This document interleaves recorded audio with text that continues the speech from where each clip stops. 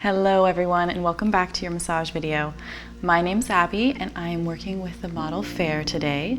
We're going to work her neck and her shoulders and really get into the fascial connections and what is fascially affecting your neck pain. So let's go ahead and get started. So I'm going to come in first and start to just lightly petrissage the traps. There's a lot of pain here, and I can kind of see that there's shortness from the ears to the shoulders, so I just want to get her nervous system used to the idea of me coming into this space and make sure I can authentically track where it's being held in space. The neck, the cervical spine, is deeply related to the lumbar spine. So if you have a lot of pain in your neck that's kind of back and forth, on and off, it could be from issues in the lower sacrum, lower back, but we tend to get a lot of the symptoms in the cervical spine.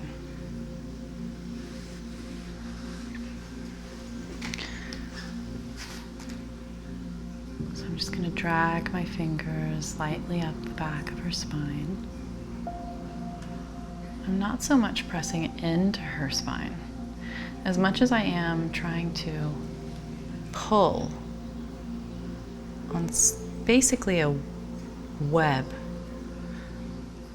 that weaves into her muscles and through her core, into the very, very shallow layer of her bones. Whew.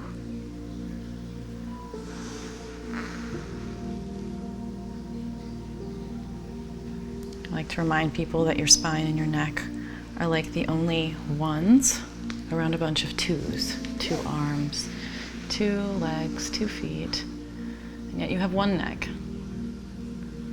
So it's having to balance and find direction and course with opposing sides, with duality. And that can create a wrapping experience.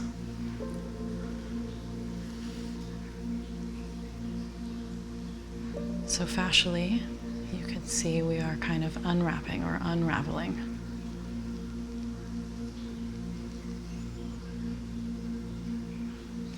But there is a concept in massage where it's a lot of no pain, no gain, and a lot of trying to force the body or the structure into a healthier position.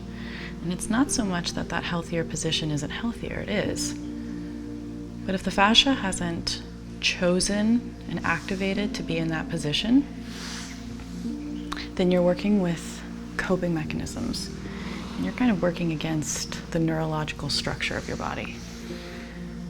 Sometimes it's more helpful to go into the shortness and allow your nervous system to play out its goal. If her shoulder wants to be so close to her ear, let's go ahead and let it. Let your brain figure out. But that's not optimal.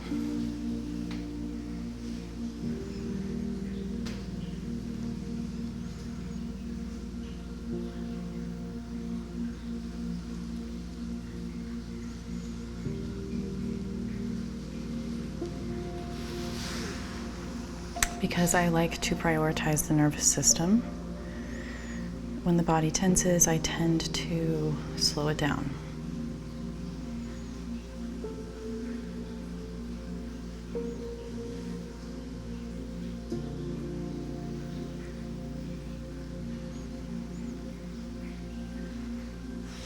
It's important when you're tractioning this neck, like I said earlier, we are pulling from the core.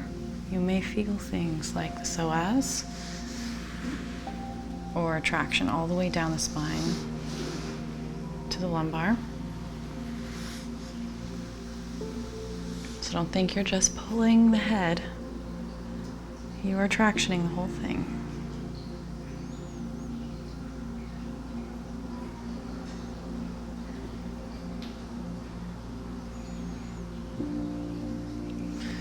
just going to tune into her collarbones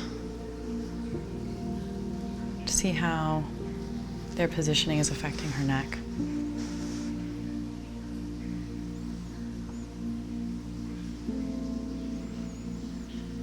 Ideally, the collarbones would be symmetrical, but it's very, very uncommon. And ultimately, by understanding the placement of the collarbones and why they have reached this placement, you can tell a lot about the wound patterns and find the underlying source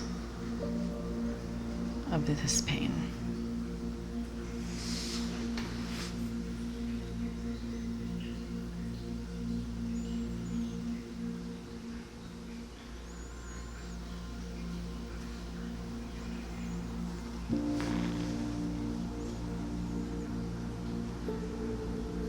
Feeling this right scalenes, even into her SCM, but we're just going to go light.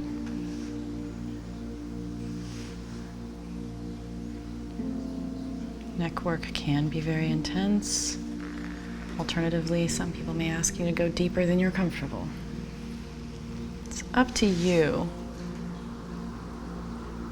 and your client's pain threshold to decide what's appropriate.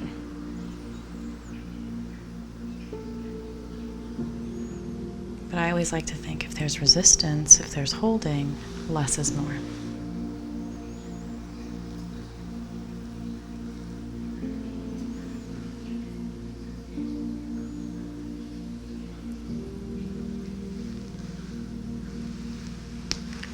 I do think it's funny, in the beginning of my practice, I used to be a little frustrated when clients would pull away from me without even realizing they were doing it, or hold their position. But it is very much a neural response, a gut reflex. The body actually can't control it. And if you are working on this body, if you are practicing your massage therapy, if you're trying to help them feel better, all of these reactions are messages. So I had to work through my frustration to really acknowledge that slowing down could benefit this more than applying force.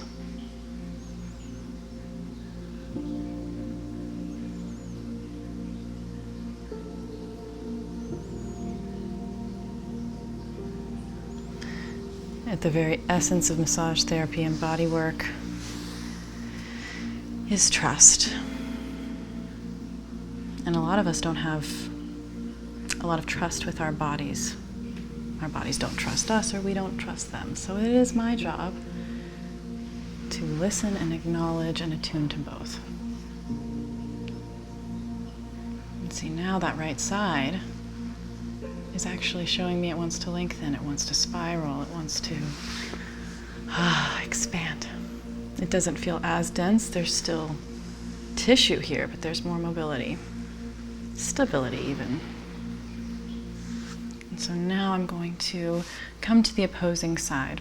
For some reason, I've noticed that the left collarbone, left pec, left SCM even, and scalenes tend to stabilize and seize up with activation of the right. So when you're working on the neck, it is super helpful to catty corner, to work on the opposing area.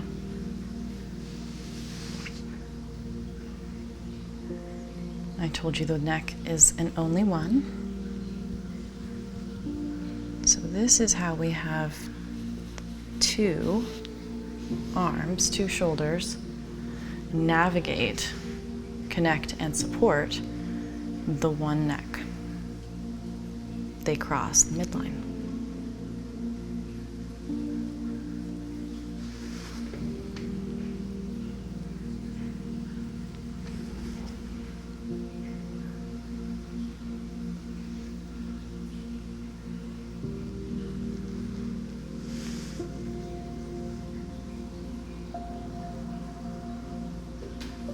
Right now I'm feeling quite a deep holding place on the left, back here in the occipitals, and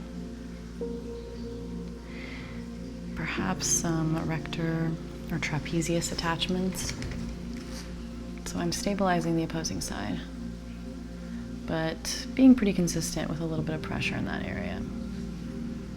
A lot of the times areas in the neck that are in a lot of pain or discomfort or coping, not really in true, authentic structure, will lose actual feeling in those areas. So sometimes it's nice to come in and renegotiate that.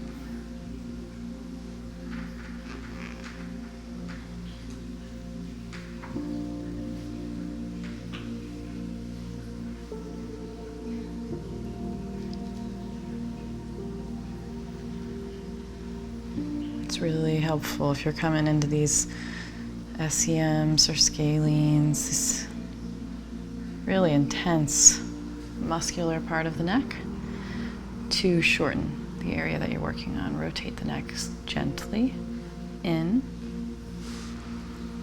to shorten the area, and then apply the pressure. It can be less intense.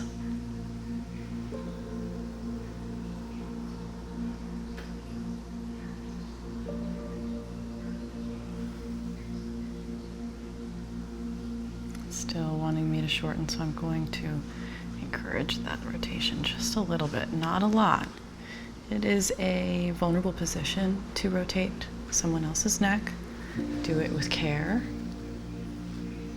Make sure you feel you understand the boundaries of their structure. It's very easy to over-rotate the cervical spine.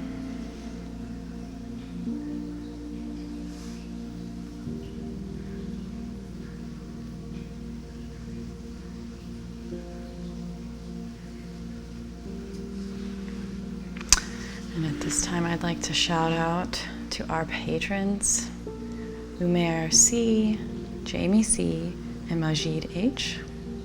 Thanks so much for being so loyal. We enjoy having you. I hope you're enjoying this video.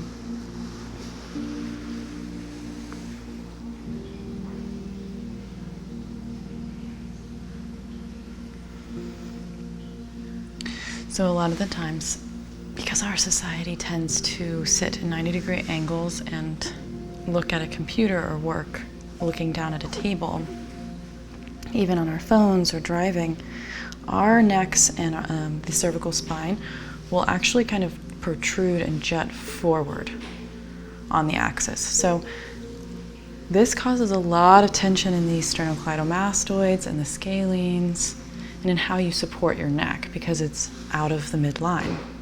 It doesn't have as much support from your core, or from your pelvic floor, or from your diaphragm.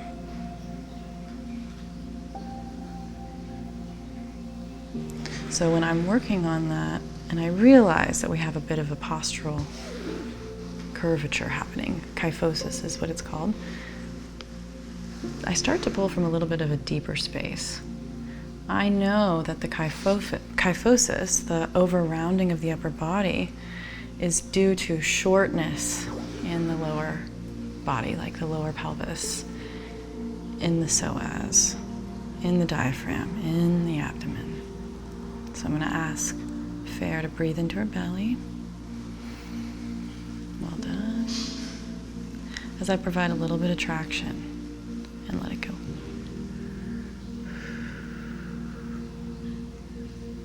Breath can change your posture, even if you're just doing it on your own.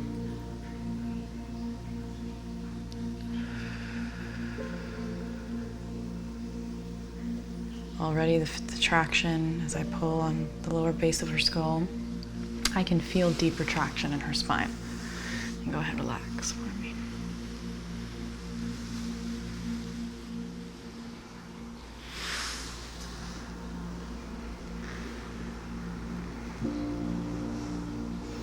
Now we've done a lot of rotational work and work on the scalenes and on the erectors actually that are just along the spine. So I'm really going to finish this massage off with good petrissage on the traps. This is where people will feel it. I feel it here. I'm sure a lot of others watching this video are feeling it here. It just kind of radiates from right about here to right about underneath the ear.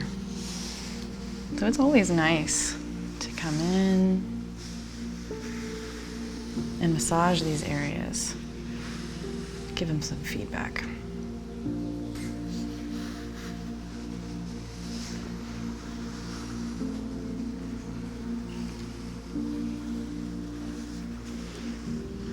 And just a little light traction as I put a little pressure on her scalenes, because I know she needs it.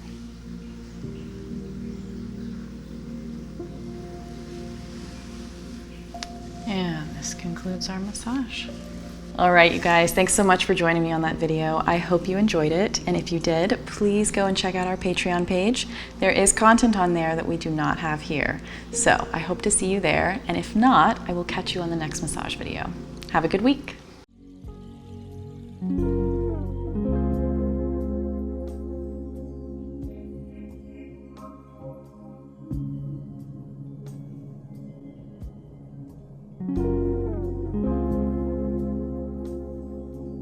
Join us for 14 and 30-day programs, hour-long classes, and much more on our yoga app, Yoga Plus by Psyche Truth.